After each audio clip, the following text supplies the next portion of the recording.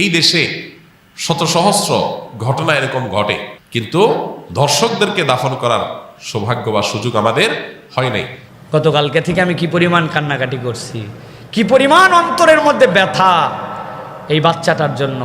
জিনা ব্যভিচার করলে death penalty, capital punishment, মৃত্যুদণ্ড, সর্বোচ্চ শাস্তি, ঠিক কিনা?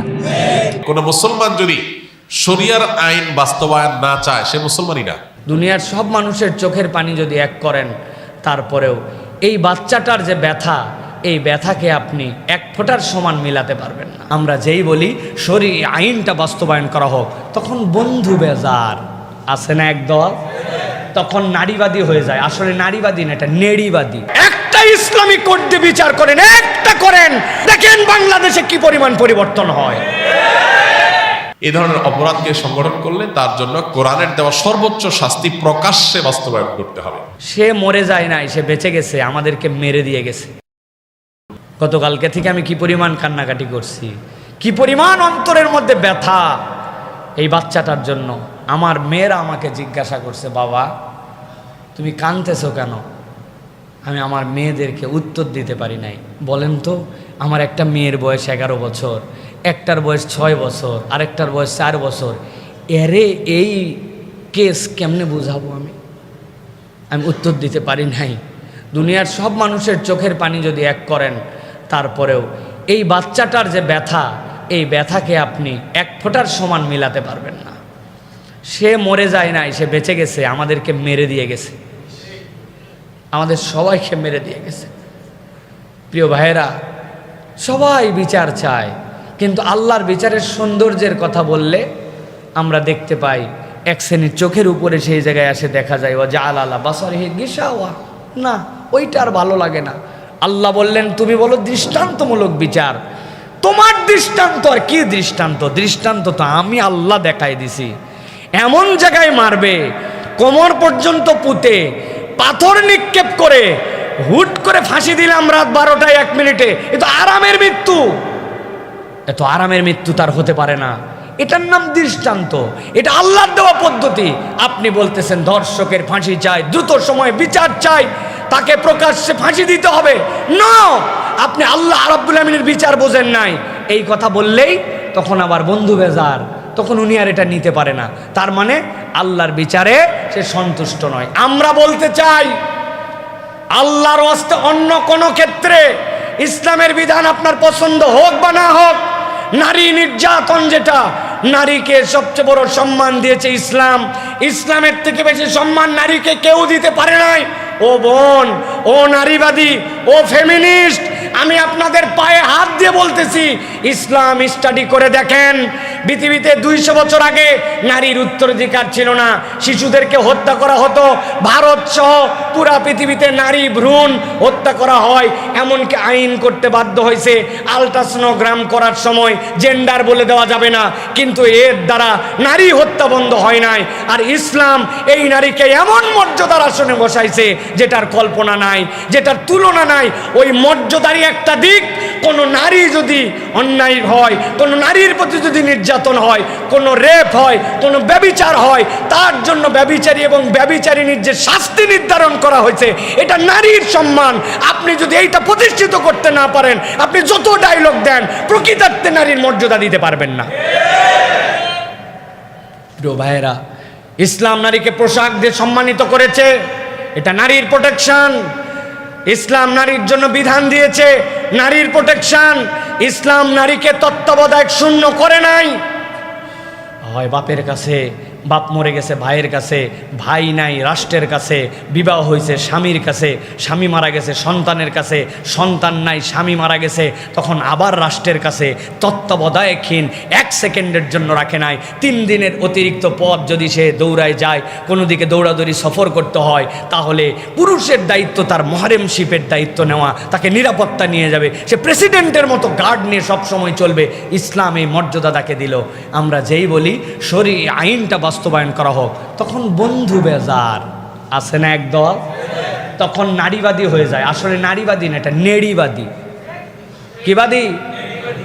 30,000 ফিলিস্তিনি নারীকে হত্যা করে ফেলা হলো, শিশুদেরকে হত্যা করে ফেলা হলো, ফিলিস্তিনের ওই মা বোনদেরকে বেইজ্জত করা হলো।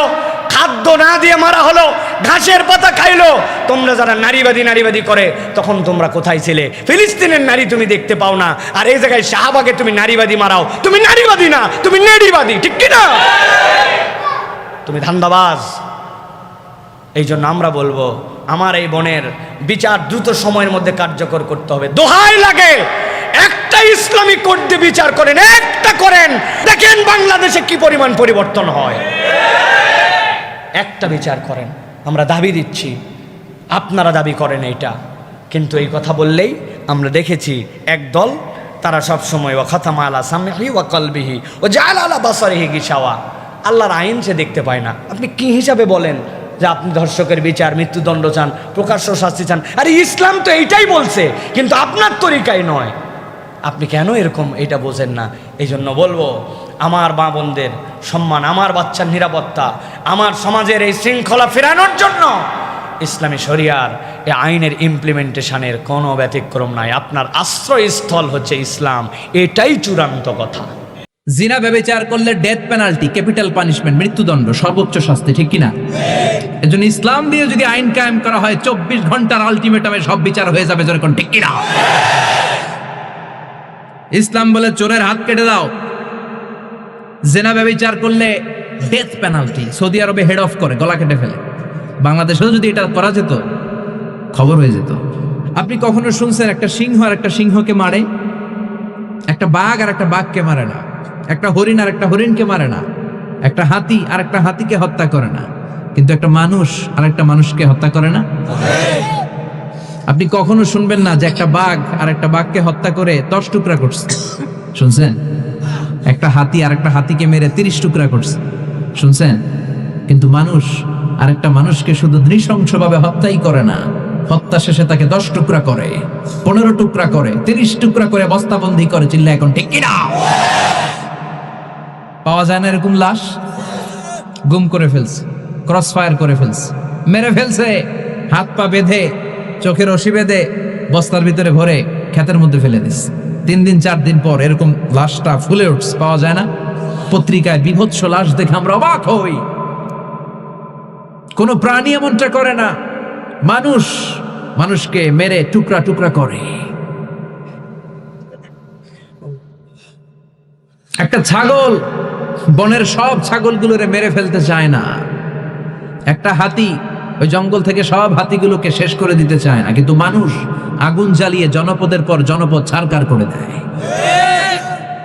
গুলি মেরে এলাকার পর এলাকা ঝাঁঝরা করে দেয়। দ্বিতীয় বিশ্বযুদ্ধের সময় আমেরিকা জাপানের 2টা সিটিতে 2টা বোমা মেরেছে, হিরোশিমা নাগাসাকি। হিরোশিমাতে মেরেছে লিটল বয়, নাগাসাকি শহরে ফেলেছে ফ্যাট ম্যান। যে পাইলটগুলো বোমা মারতেছে নিচে, ওই পাইলটগুলো মানুষ না? মানুষ। আর যাদেরকে মারার জন্য মারতেছে তারাও কি মানুষ? মানুষ এতটাই নিকৃষ্ট হতে পারে, সে তার জনপদের সবাইকে ছারখার করে দেয়, তার গোষ্ঠীর সবাইকে মেরে ফেলতে কুণ্ঠাবোধ করে না। চিল্লা এখন, ঠিক কিনা? এজন্য আল্লাহ ডেকে বললেন, লাহুম কুলুবুল লা ইয়াফকাহুনা বিহা ওয়া লাহুম আ'য়ুনুল লা ইউবসিরুনা বিহা ওয়া লাহুম আযানুল লা ইয়াসমাউনা বিহা উলাইকা কাল আনআমি বাল হুম আদাল উলাইকা হুমুল গাফিলুন। আল্লাহ বললেন ওদের চোখ আছে, ওরা চোখ দিয়ে দেখে না। হৃদয় আছে, হৃদয় দিয়ে তার ভাইয়ের জন্য তার মায়া লাগে না। কান দিয়ে আকুতি চিৎকার এই কথাগুলো শুনতে পায় না। উলাইকা কাল আনআম, দেখতে এদের হাত আছে, পা আছে, চোখ আছে, দেখতে মানুষের মতো, আসলে এগুলো মানুষ না, এগুলো পশু। বালহুম আদাল, পশুর চেয়েও খারাপ, ঠিক কিনা? এগুলো শুধু পশুই না, এগুলো পশুর চেয়েও খারাপ। এই কোরআন যদি আপনি পড়েন, আপনার এই পশুত্বের মনোভাবটা দূর হয়ে যাবে, আপনি মানুষের মতো মানুষ হতে পারবেন, ঠিক কিনা? এজন্য আল্লাহ মানুষের নামে একটা সূরা দিলেন, সূরার নাম আল ইনসান। সূরার নাম সবাই বলেন আরো জোরে। ইনসান মানে কি? আরো জোরে কোন? আমরা সবাই কি? মানুষ। মানুষ নিয়ে মানুষের মধ্যেও কৌতূহলের শেষ নাই। বিজ্ঞানীদের মতে মানুষ হচ্ছে হোমোস্যাপিয়েন্স গ্রুপের একটা প্রজাতি, যার বিবেক আছে, বাক শক্তি আছে, বুদ্ধি আছে, চেতনা আছে, উপলব্ধি করার মতো ক্ষমতা আছে। চিল্লা এখন ঠিক কিনা? মানুষের আসল রূপটা কি, মানুষ আসলে কেমন, এ নিয়ে মানুষেরই গবেষণার শেষ নাই। আপনারা একজন জার্মানি দার্শনিক আছে কার্ল মার্কস, নাম শুনে থাকবেন, শুনছেন না? উনি অনেক গবেষণা করে পাইলেন মানুষ হচ্ছে পেট সর্বসজীব, মানে মানুষের পেট ঠান্ডা তো দুনিয়া ঠান্ডা। উনি গবেষণা করে পাইছে মানুষের পেট ঠিক তো সব ঠিক। উনার পরে আরেক দার্শনিক আসলো, ওনার নাম হচ্ছে ভ্লাদিমির লেনিন। ওনার বাড়ি হচ্ছে রাশিয়া, উনি রাশিয়ান স্কলার ফিলোসোফার। উনি এসে বললেন না, মানুষের পেট সমস্যা বড় সমস্যা নয়, মানুষের আসল সমস্যা হচ্ছে যৌন সমস্যা, সেক্স সমস্যা। মানুষের সেক্স ঠান্ডা তো সব ঠান্ডা। চার্লস ডারউইন ইংল্যান্ডের আরেক দার্শনিক, উনি এসে বললেন তারা দুজন যা বলছে সব ভুল বলছে, মানুষের পেটের সমস্যা আসল সমস্যা না, মানুষের সেক্স সমস্যাও আসল সমস্যা না। আসলে মানুষ মানুষই না, মানুষ হলো বান্দর। মানুষ কি বানর থেকে সময়ের বিবর্তনে, কালের বিবর্তনে বানরগুলো মানুষ হয়ে গিয়েছে। মাথার তার যদি একটু ঢিলা হয়, যা হয়, তাহলে একদল বলে মানুষের পেটের সমস্যা বড় সমস্যা, আরেক বুদ্ধিজীবীরা বলে মানুষের খাদ্যের সমস্যা বড় সমস্যা, কেউ বলে যৌন সমস্যা বড় সমস্যা, আরেক আবাল বলে মানুষ মানুষ না, মানুষ হলো বান্দর। আল্লাহ বলে একটাও ঠিক কইতে পারে নাই, ঠিক কিনা? আল্লাহ বলে মানুষ তাদের পেটের সমস্যা বড় সমস্যা নয়, মানুষের যৌন সমস্যা বড় সমস্যা নয়, কশিন কালেও মানুষ বানর নয়। মানুষকে আমি আল্লাহ নিজ তত্ত্বাবধানে তৈরি করেছি। মানুষ হলো আশরাফুল মাখলুকাত। মানুষ কি আশরাফুল মাখলুকাত, গোটা সৃষ্টিকুলের মধ্যে সেরা। এজন্য নূরের ফেরেশতাও মানুষকে সেজদা দিতে বাধ্য হয়েছে। চিল্লা এখন ঠিক কিনা? তুমি মাটির আদমকে প্রথম সৃষ্টি করিয়া ঘোষণা করিয়া দিলে শ্রেষ্ঠ বলিয়া, তাই তো নূরের ফেরেশতা করে আদমকে সেজদা, ঠিক কিনা? তাই তো নূরের ফেরেশতা করে আদমকে সেজদা, সবার চেয়ে সম্মান দিলে মাটির আদমকে। পড়েন আল্লাহু আল্লাহু তুমি জাল্লে জালালুহু, শেষ করা তো যায় না গে তোমার গুণগান। আল্লাহু আল্লাহু সুবহানাল্লাহ পড়েন। আল্লাহ বলেন পেটের সমস্যা সমস্যা, কিন্তু আসল সমস্যা না।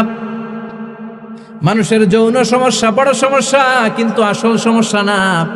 মানুষ বানর নামের প্রজাতির ভেতর দিয়ে মানুষ হয় নাই, মানুষকে আমি নিজে তৈরি করেছি, মানুষকে আমি আশরাফুল মাখলুকাত বানিয়েছি। সুবহানাল্লাহ। এই ধর্ষকদের জন্য কোরআন বর্ণিত সর্বোচ্চ শাস্তি মৃত্যুদণ্ড, যতদিন পর্যন্ত বাস্তবায়ন না হবে যারা ফাসাদ ফিল আরদ করছে।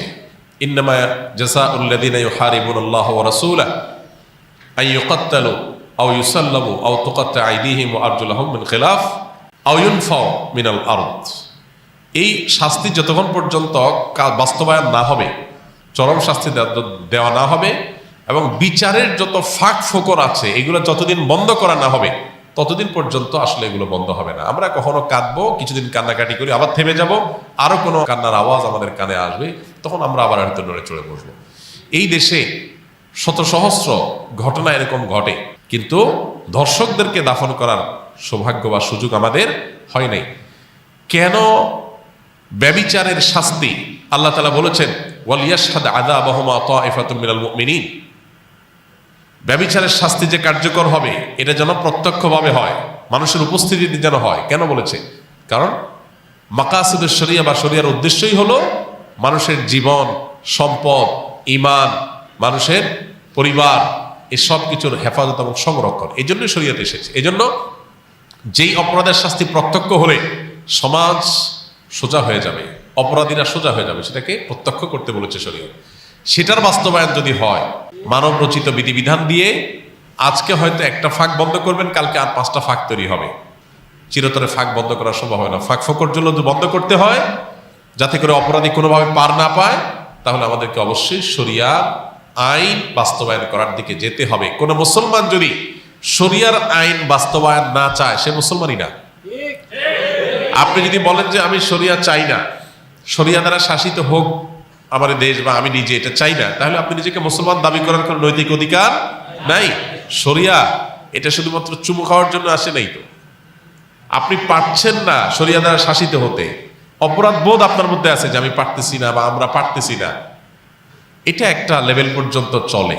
কিন্তু আপনি চান না, পছন্দ করেন না, এটা চলে না। এটা মানে হলো আপনি বিদ্রোহ করলেন, অস্বীকার করলেন, ঈমান থেকে খারিজ হওয়ার মতো বিষয়। এই জন্য ভাই, মানুষ, আমরা উন্নত পৃথিবীর উন্নত দেশগুলোতে জানি যে প্রচুর পরিমাণে সেখানে তাদের আপনার টেকনোলজিক্যাল সাপোর্ট আছে, তাদের কাছে অপরাধীদেরকে শনাক্ত করার হাজারটা সিস্টেম আছে। কিন্তু যেই পরিমাণ ধর্ষণের ঘটনা এই সমস্ত দেশেও ঘটে, আপনি অনলাইনে একটু সার্চ দিলে দেখতে পারবেন যে কোনোভাবেই সেগুলো তারা থামাতে পারছে না। কর্মস্থল থেকে নিয়ে শিক্ষা প্রতিষ্ঠান পর্যন্ত কোনো জায়গায় নারীর নিরাপদ না।